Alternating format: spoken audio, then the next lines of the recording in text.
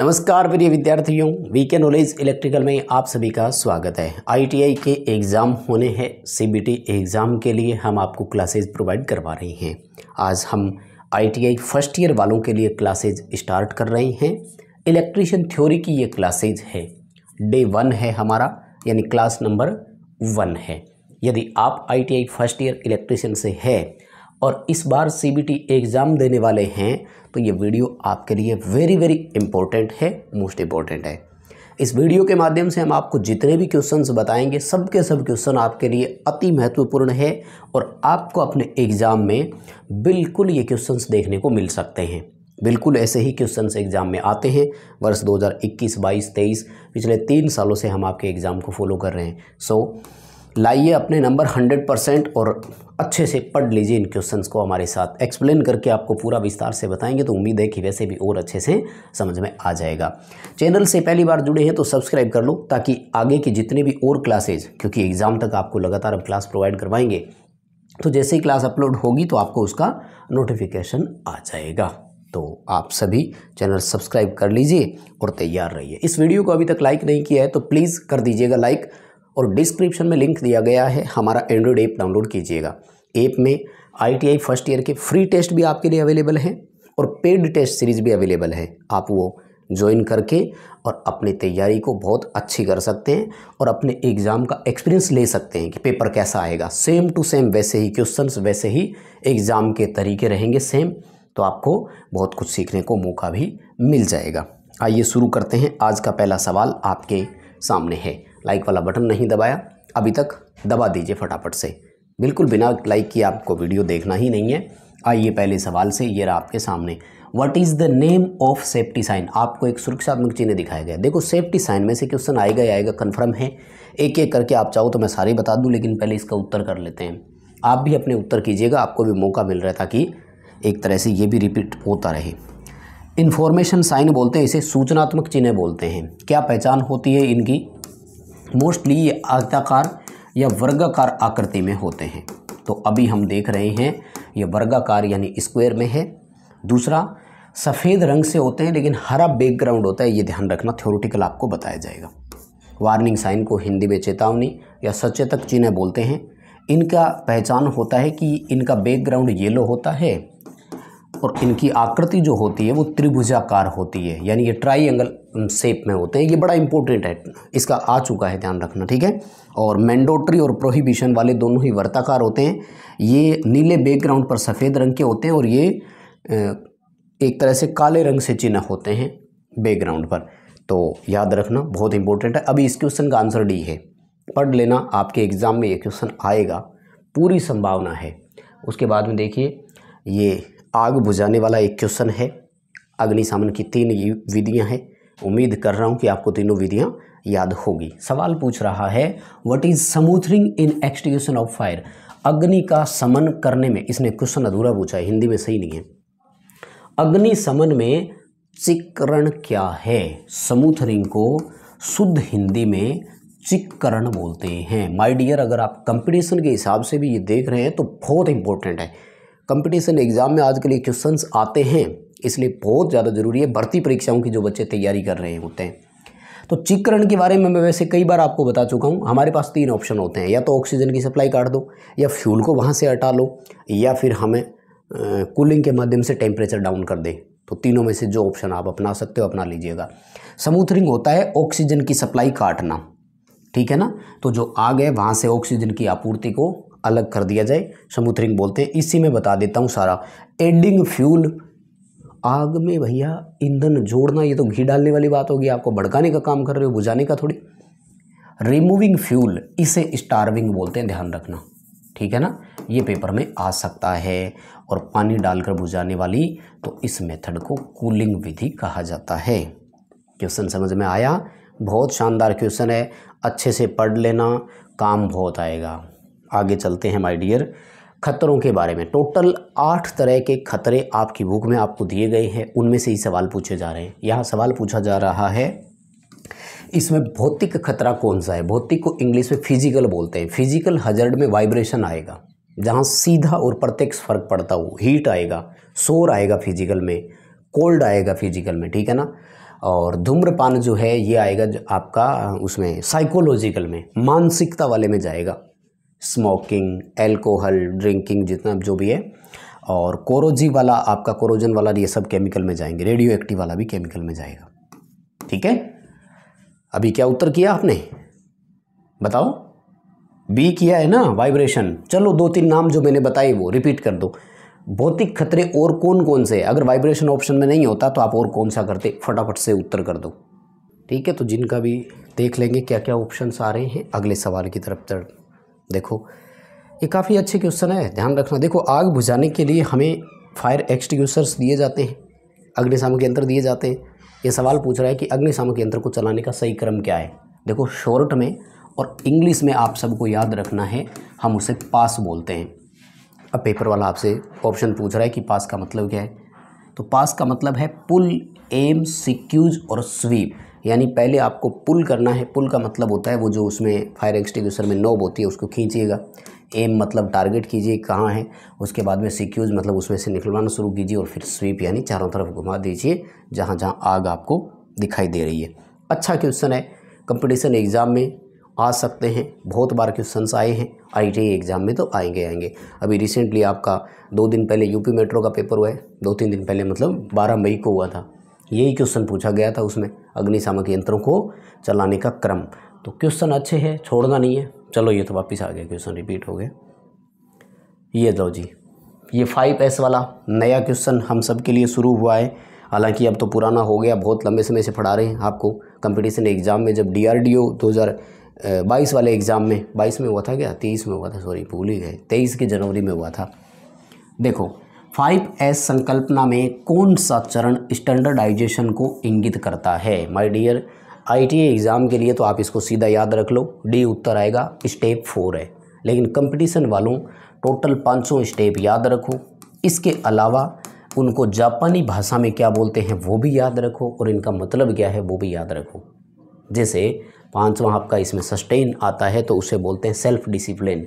तो ऐसे भी आपसे सवाल पूछे जा सकते हैं। आपसे ये भी पूछा जा सकता है कि स्टेप 3 को हम जापानी में कैसे लिखते हैं, सेटसुके, इस तरह से जो है वो 500 मैंने करवाए हुए हैं। अभी ITI वाले बच्चों के हिसाब से उत्तर करेंगे तो डी उत्तर याद रखना। इसमें आपका स्टेप 4 है स्टैंडर्डाइजेशन का। पेपरों में क्वेश्चंस आते हैं, डायरेक्ट क्वेश्चन आएंगे, छोड़ना नहीं है, अच्छे नंबरों से पास होना है। ठीक है, आइए अगले सवाल पर। ये वापस आ गया, सेफ्टी साइन वाले चैप्टर से ही क्वेश्चन फिर पूछ रहा है हमसे, और पढ़ो फटाफट से ताकि आप भी उत्तर कर सको। हिंदी इंग्लिश दोनों भाषाओं में क्वेश्चन की लैंग्वेज को लेकर तो कोई सवाल ही नहीं उठेगा। मूल श्रेणी में सचेतक चिन्ह के साथ पश्च भाग का रंग कैसा होगा। हिंदी तो समझ ही नहीं आ रही, इंग्लिश देखो। वो कह रहा है कि बैकग्राउंड कलर कैसा होगा वार्निंग साइन का। तो वार्निंग साइन का बैकग्राउंड कलर येलो होता है, नीले रंग का होता है।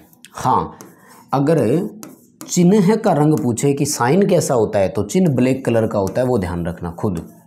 ठीक है, कई बार बताया भी है ना, ऐसे त्रिभुजाकार आकृति, ज़्यादा नहीं तो रोड वाले याद रख लो। रोड पे जब जाते हो आप तो ऐसे टर्न आता है और उसके सिंबल्स बने हुए आते हैं ना, वही वाला है। ठीक है, किस किस का सही आ रहा है, ये गलत नहीं होना चाहिए। सी आएगा, येलो होता है। बाकी कलर वैसे सबका याद रखना। हरा कलर उसका है सूचनात्मक का, जो इस अपनी क्लास का पहला ही क्वेश्चन था, वो वाला आपके लिए इसमें रहेगा। हमारे सेफ्टी साइन के साथ साथ ना आजकल हमें एक रोड सेफ्टी साइन के भी क्वेश्चंस देने लग गए। रिसेंटली मैंने ऐप में तो सबको क्लास दी है ना डिजिटल बोर्ड पे, उसमें ये करवा दिया है मैंने आपको पूरी डिटेल से। लेकिन वैसे थ्योरेटिकल सवाल अगर बात करें, वो पूछ रहा है कि ये आपको जो चिन्ह दिखाया गया ये किस तरह का है। ध्यान रखना, हमारे जो बेसिक साइन होते हैं ना, वो तो होते हैं 4 तरह के। जो सुरक्षात्मक चिन्ह 4 प्रकार हम अब तक पढ़ते आए हैं, मैंडेटरी, प्रोहिबिटेड, वार्निंग साइन और इन्फॉर्मेटिव। लेकिन रोड सेफ्टी साइन जो है ना, वो 3 ही तरीके के होते हैं। तो रोड वाले में प्रोहिबिटेड नाम से वैसे अलग से कोई भी नहीं होता है, इसलिए उसको मैंडेटरी साइन में ही डालते हैं। आवश्यक चिन्ह उसे बोलते हैं, क्या बोलते हैं, आवश्यक चिन्ह की श्रेणी में रखते हैं। तो ये रोड सेफ्टी साइन का है और मैंडेटरी साइन का है। ए उत्तर कर देना इसका। ठीक है, सही था क्वेश्चन। यस माय डियर, ये है वो सवाल हर साल हर एग्ज़ाम में हर दिन रिपीट हुआ है। वर्ष 2021, 22, 23 देखो आपके ITI एग्ज़ाम चलते हैं लगभग 5 से 7 दिन 10 दिन तक भी चलते हैं और 3-3 शिफ्ट होती है पर डे। तो ये क्वेश्चन लगभग हर शिफ्ट में देखने को मिला है। मोस्ट रिपीटेटिव क्वेश्चन है, रट लो इस क्वेश्चन को, तो पक्का आपके एग्जाम में भी हो सकता है यही वाला आ जाए। क्या सवाल पूछ रहा है, पिंसर का उपयोग क्या है। 2 तरह के क्वेश्चन आएंगे, या तो पिंसर का सवाल पूछ रहा है सीधा, या फिर डायग्राम देकर पूछेगा कि इस उपकरण का उपयोग क्या है। आंसर दोनों के सेम रहेंगे, राइट। ठीक है। हाँ, इस वीडियो को अभी तक लाइक नहीं किया है तो प्लीज़ लाइक वाला बटन दबाइए, क्योंकि मैं हमेशा बोलता हूँ कि मैं नंबर ऑफ़ लाइक्स देखकर ही अगली क्लास को स्टेट मोटिवेटेड होकर लाते हैं कि इतने बच्चे थे जिनकी क्लास पसंद आई, सो बिना दबाए आप नहीं देखेंगे। देखो इसके लिए क्या होता है, पिंसर को दरअसल अपन अपनी भाषा में ना, शुद्ध भाषा में चिमटा बोलते हैं। ठीक है ना। ये चिमटा होता है छोटी छोटी लकड़ी में जब नेल्स या कील्स होती है ना, उनको निकालने के लिए। तो ऑप्शन है क्या, ये रहा सी, लकड़ी में से पिन और कीलें निकालने के लिए। छोटे छोटे पिन लकड़ी में है, छोटे छोटे कील्स अगर उसमें है तो उसको निकालने के लिए। ठीक है ना। सी ऑप्शन करना। बहुत शानदार, बहुत बढ़िया क्वेश्चन है और मुझे लगता है कि सबको ये अच्छे से याद भी रहने वाला है। आइए, कौन से प्लायर का उपयोग तार से हुक और लूप बनाने में करते हैं। देखो हुक और लूप कैसे होता है, यूँ तार है, इसका लूप बनाना है मतलब यूँ, यानी तार को हमें राउंड करना है, मोड़ना है। नाम से ही पता लग रहा है राउंड करना है, हुक बनाना है, तो इसके लिए राउंड नोज प्लायर का ही इस्तेमाल करेंगे। कौन सा नोज प्लायर आएगा, देखो नोज प्लायर अलग अलग होते हैं। लॉन्ग नोज प्लायर होता है जहाँ रीच थोड़ी सी दूर हो, जॉब कोई इंटरनल लोकेशन पर हो तो वहाँ लोग नोज प्लायर का यूज करेंगे। डायगोनल कटिंग प्लायर होता है, शुद्ध हिंदी में बोलते हैं तिरछा काट प्लायर, यानी साइड में कहीं टेढ़ा मेढ़ा कुछ काटना हो ना तो उसको काटने के लिए होता है ये। ठीक है, सी उत्तर आएगा, राउंड नोज प्लायर। देखिए अगला सवाल, विद्युत उपकरण में लगी आग बुझाने के लिए आप किस प्रकार के अग्निशामक यंत्र का इस्तेमाल करेंगे। तो आप पहले तो मुझे उत्तर बताइए कि इस क्वेश्चन का आप क्या उत्तर करेंगे। सही होना चाहिए, ये आते हैं पेपरों में। यही वाला क्वेश्चन अभी 12 मई 2024 को जो यूपी मेट्रो का एग्ज़ाम हुआ है उसमें आया है। कंपटीशन एग्ज़ाम वालों से भी पूछा जा रहा है। तो विद्युत उपकरणों के लिए जो आग होती है उसे हेलोन टाइप उपकरण बोलते हैं। फोम वाला जो होता है वो लिक्विड की आग, क्लास बी जैसे पेट्रोल और में आग लगती है वो बुझाने के लिए होता है। और गैस कार्ट्रिज और स्टोरेज प्रेस्ड, ये दोनों वाटर एक्सटिंग्विशर के प्रकार है, यानी जल अग्निशामक यंत्र के प्रकार है, तो उसके लिए काम में आ जाएंगे। बात आती है हेलोन की, तो ध्यान रखना है हेलोन में BCF और CTC गैस का मिश्रण होता है। BCF और CTC का पूरा नाम याद है क्या, ब्रोमो क्लोरो डाइफ्लोरो गैस होती है, और CTC होती है कार्बन टेट्रा क्लोराइड। ठीक है ना। अच्छा क्वेश्चन है, इसे पढ़ लेना, छोड़ मत देना। चलते हैं अगले सवाल की तरफ। देखो सवाल क्या पूछ रहे हैं, अपशिष्ट निपटान की कौन सी विधि गर्मी पैदा करती है। अपशिष्ट का मतलब है डिस्पोजल, मतलब कोई भी चीज़ है उसमें से डिस्पोजल निकल रही है, अब उसको निपटाएंगे कैसे। जैसे न्यूक्लियर पावर प्लांट है तो उसकी सबसे बड़ी हमारे लिए समस्या क्या होती है, सबसे बड़ी कमजोरी क्या है कि उसका डिस्पोजल वेस्टेज जो है ना, उसको डिस्पोजल करने का कोई ऑप्शन नहीं है। और केमिकल्स इतना निकलता है कि आप नदी में बहा नहीं सकते, क्योंकि लोग पानी पीते हैं उसको। अपने राजस्थान में यही तो हो रहा है, पंजाब से जितनी भी केमिकल फैक्ट्रियाँ हैं वो पानी में केमिकल डाल देती है, वही पानी राजस्थान में आता है।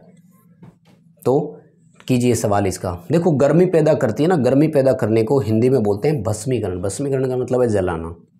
आप किसी, मान लीजिए जैसे अभी बसंत ऋतु पतझड़ चल रही है तो पत्ते गिर रहे हैं, आप उनको जलाएंगे तो सीधी सी बात है आग पैदा करेंगे वो तो। ठीक है। रिसाइकलिंग पुनर्चक्रण बोलते हैं। इसके बारे में एक और क्वेश्चन आएगा, वैसे तो आगे आएगा, मैं बता दूंगा। ऊर्जा बचत सर्वाधिक इसी में होती है। क्या ऊर्जा की बचत सबसे ज़्यादा किस मेथड में होती है, तो आपको रिसाइकलिंग करना है। अभी सी आएगा। ठीक है ना।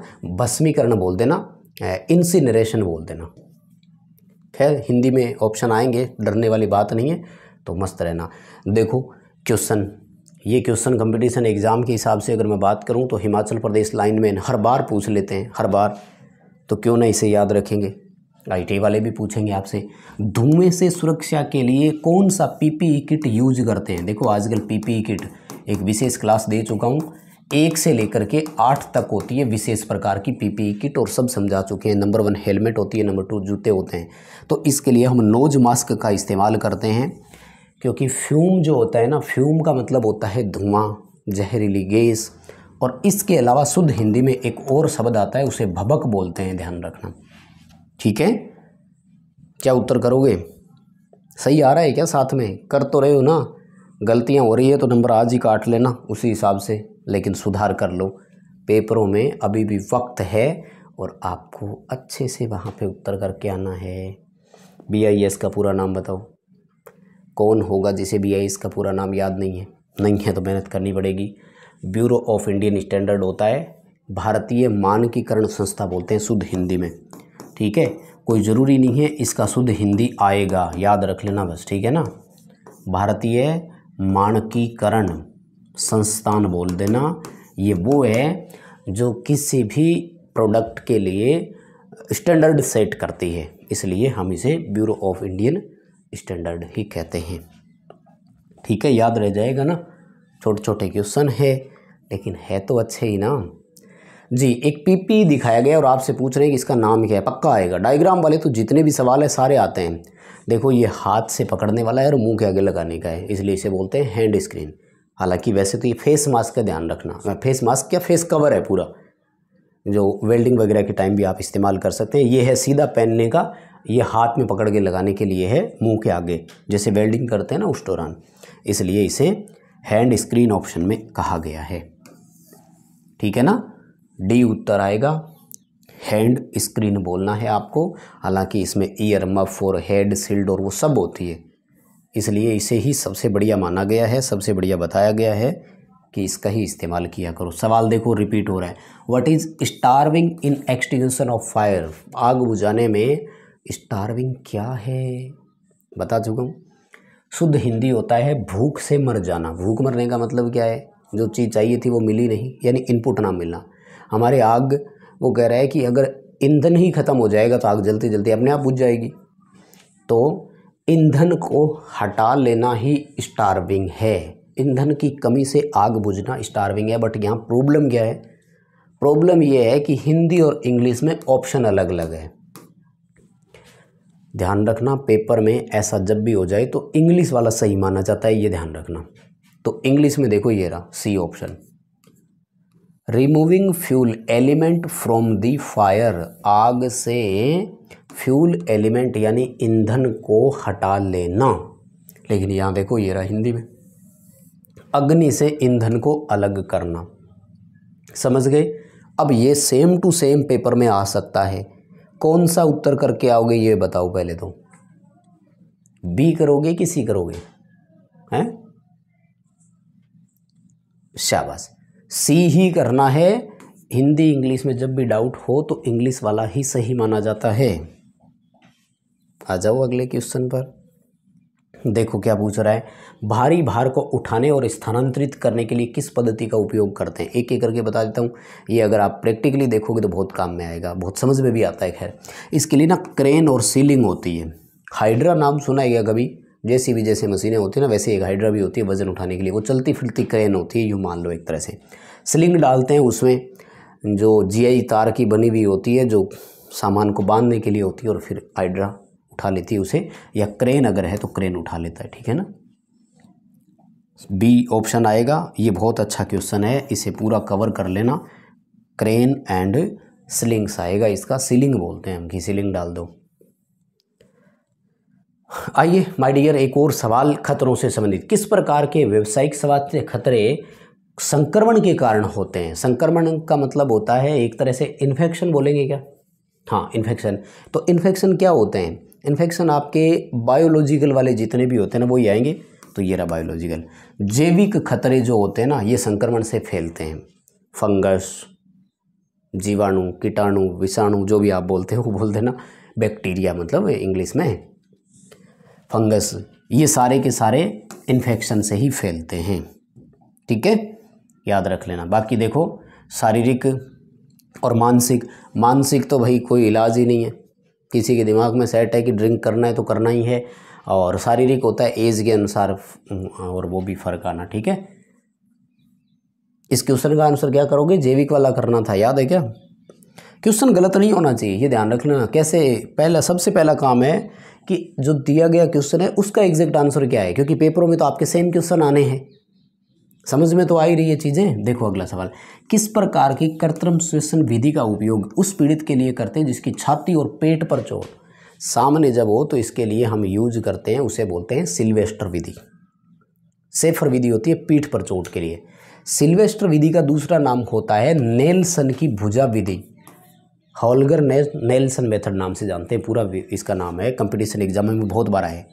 हॉलगर नेल्सन मेथड है, ऐसे हाथ पीछे की तरफ लेकर के पीठ पर, है ना। क्वेश्चन के अकॉर्डिंग आपके आंसर क्या आना चाहिए? अभी फिलहाल डी उत्तर आना चाहिए। मैं रिपीट करता जा रहा हूँ, क्वेश्चन का आंसर क्या आएगा? डी आएगा। वैसे इसका अल्टरनेट ऑप्शन है सिल्वेस्टर मेथड। अच्छा, ये है वो क्वेश्चन जिसकी चर्चा मैं पहले कर चुका हूँ। क्या पूछ रहा है? इस औजार का उपयोग क्या है? पिंसर है। पिंसर का क्या उपयोग करके आए थे अभी बताओ, थोड़ी देर पहले ही? लकड़ी से कीले निकालना। सी ऑप्शन उस क्वेश्चन में था, सी ऑप्शन इस क्वेश्चन में है। सेम क्वेश्चन है, एक तरह से यूँ मान लो रिपीट हो रहा है। दिल के दौरे पड़े व्यक्ति को आप कैसे पहचानोगे? दो बातें बता रहा हूँ, ध्यान से सुनना। हार्ट अटैक वाला जो है उसका शरीर तो नीला पड़ जाता है और इलेक्ट्रिक शॉक वाले का शरीर पीला पड़ जाता है, ये ध्यान रखना। ब्लू और येलो फर्क समझ लो।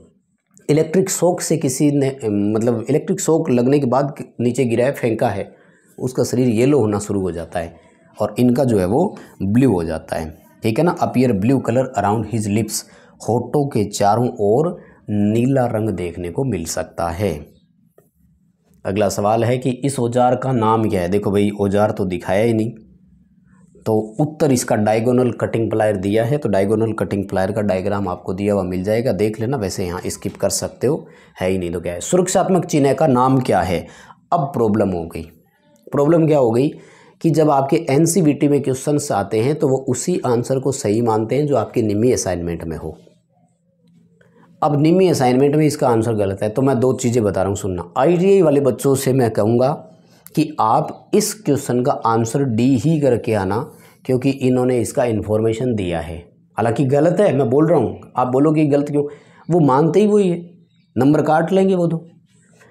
एनसीवीटी सीबीटी एग्ज़ाम जो भी होता है वो निमी असाइनमेंट में आपको जो भी उत्तर दे रखा है उसी को ही मानेंगे, भले वो गलत है सही है। तो इसका ये डी दिया हुआ है। हालांकि सही आंसर इसका मैंडेटरी साइन है, वो कह रहा है हैंड ग्लव्स पहनिए। भाई इन्फॉर्मेटिव साइन तो आयताकार या वर्गाकार होते हैं ना, कैसे हो सकता था ये? लेकिन है गलत, कोई बात नहीं। हैंड ग्लव्स पहनने के लिए बोल रहा है। ऑफिशियली आंसर तो इसका देखो डी दिया है, लेकिन वैसे सही आंसर मैंडेटरी है। अब आपको करना क्या है, फिर आप डिसीजन ले लो भाई। मैंने आपको दोनों तरीके बता दिए। और उसके बाद देखो सचेतक चिन्ह का नाम क्या है? वार्निंग साइन है, पेडेस्ट्रियल क्रॉसिंग है, पैदल चल रहा है ना, क्रॉसिंग आपको दिखा रहा है, तो डी उत्तर कर देना। पेडेस्ट्रियन क्रॉसिंग है। ये आए हुए हैं क्वेश्चन में बता रहा हूँ, पढ़ लो इनको, बहुत अच्छे से नंबर आएंगे। जिस दिन एग्ज़ाम दोगे तो कहोगे ये ऐसी क्वेश्चन भी मैंने उस क्लास में पढ़ा था, ये ऐसी क्वेश्चन भी मैंने उस क्लास में पढ़ा था। बस आपको सारे क्वेश्चन देखने पड़ेंगे। आ जाइए। पीड़ित को बचाने हेतु क्या तात्कालिक कदम उठाना चाहिए यदि वह अभी भी विद्युत शक्ति सोर्स के संपर्क में है? इलेक्ट्रिसिटी से कोई चिपका हुआ है तो सबसे पहले काम है कि उसे इलेक्ट्रिसिटी से हटाएंगे। कैसे हटाएंगे? अगर पॉसिबल है तो पावर सोर्स ऑफ करेंगे, पॉसिबल नहीं है तो इंसुलेशन यूज करते हुए उसे दूर करेंगे, चाहे लकड़ी से दूर करें, कोई भी तरीका अपनाएं। तो यहाँ तो डी है। Break the contact by switching off the power, power को ऑफ करके सप्लाई का संपर्क काटेंगे। देखो ये क्या करे कि उसे हाथों से खींचे और धक्का देंगे, खुद और चिपक जाओगे, ऐसी गलती मत कर देना। और प्राधिकारी को विद्युत झटके के बारे में जानकारी देंगे। जानकारी सेकंड स्टेप है, नीचे उतार लेंगे, उसके बाद जानकारी देंगे कि सर एक्सीडेंट हो गया, साथी के लग गई, करंट लग गया। किसी को उस व्यक्ति को छुड़ाने के लिए बुलाएंगे, भैया बुलाओगे, वो व्यक्ति आएगा, तब तक इलेक्ट्रिसिटी काम कर देगी। आप ही करिए जो करना है। सवाल पर आइए। अपशिष्ट निपटान की कौन सी विधि बहुत सारी एनर्जी बचाती है? करवा चुका हूँ क्वेश्चन। रिसाइकलिंग आएगा। रिसाइकिल का मतलब होता है फिर से उसी ऊर्जा को काम में लेना। भस्मीकरण वाले की क्या था? ऊष्मा पैदा करती है, गर्मी पैदा करती है। इश्यू नहीं है, क्वेश्चन रिपीट हो रहे हैं लेकिन अच्छे क्वेश्चन है, मुझे लगता है बहुत बढ़िया तरीके से कराएं। ये हो ही गए, चलो इतने ही थे, ठीक है। तो बस माय डियर स्टूडेंट, इतना ही था आज के लिए। बिना लाइक किए प्लीज़ नहीं जाएंगे। प्लीज़ इस वीडियो को लाइक कीजिए, अपने दोस्तों तक पहुंचाइए, आपके क्लासमेट तक पहुंचाइए, ग्रुपों में डालिए इस वीडियो को। और आप भी चैनल सब्सक्राइब कीजिए, डिस्क्रिप्शन में लिंक है, ऐप डाउनलोड कीजिए। ऐसे क्वेश्चंस के टेस्ट आपके लिए बने हुए हैं, आप उन्हें अटेंड कर सकते हैं। तो बिना ऐप डाउनलोड किए भी नहीं रहना है। बहुत धन्यवाद।